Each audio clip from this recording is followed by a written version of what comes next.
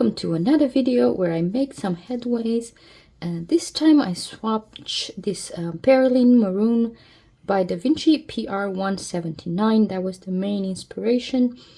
And then I have two Sennelier tubes, one called Perylene Brown, one Alizarin Crimson. They all are a mixture of three pigments. I don't know why they decided to do this, but regardless, you can see PR209, PY83, and PY179. They're probably in different proportions. Surprisingly enough, one it's a series 1 and one it's a series 3. Here we go. They're both transparent. Of course, they have the same pigment, and the light fastness is 2. I put in the Alizarin Crimson. I swatched them and put it in the window, and I have here like a half red circle. I marked those that faded after being a year in the window. It didn't completely fade, especially in the light wash, and even in the mass tone it just had some changes in the hue. So Alizarin Crimson, this bottom one, and the Perylene Brown, this right here in the middle. The name is also confusing. I would expect the brown color to be the crimson one because it looks to me slightly darker, and even in this lighter value, the Alizarin Crimson, it has more of a brownish color, while the Perylene Brown, it's a nice almost pink, hence the name. I would have never called that a brown. It does looks like a desaturated red.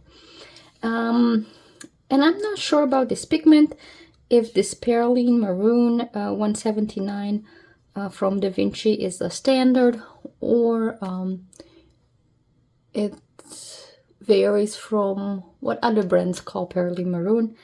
Regardless, I don't use this color a lot.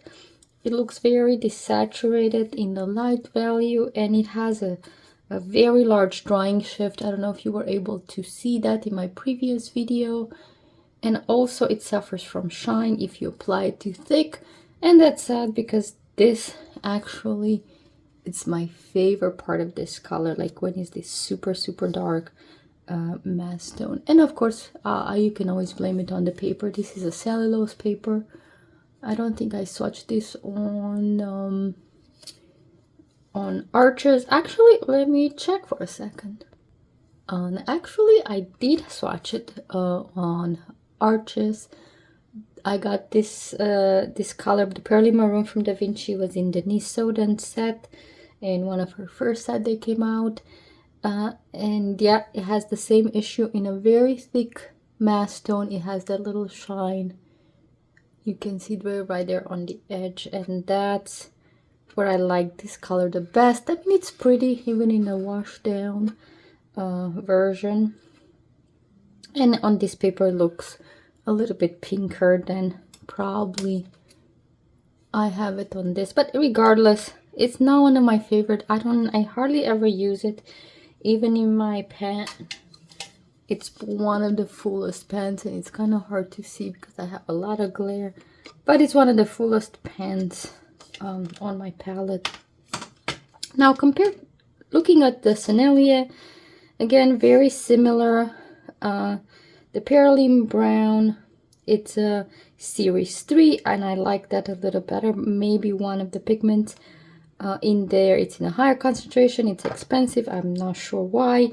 The Alizarin Crimson, it's a series 1.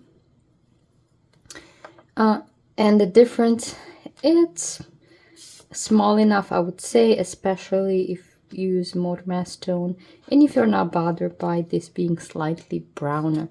Moving in water, the plain PR179, or at least the formulation for DaVinci, it moves really not fast.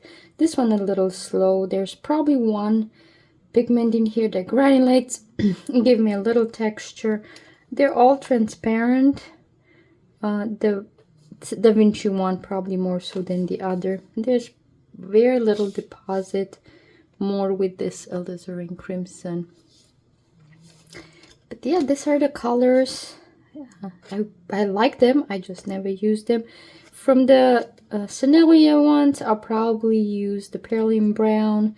And then if I really like it or ran out, I'll probably get the Alizarin Crimson and use that up. I'm not sure if I'll ever buy it or get into the habit to use it.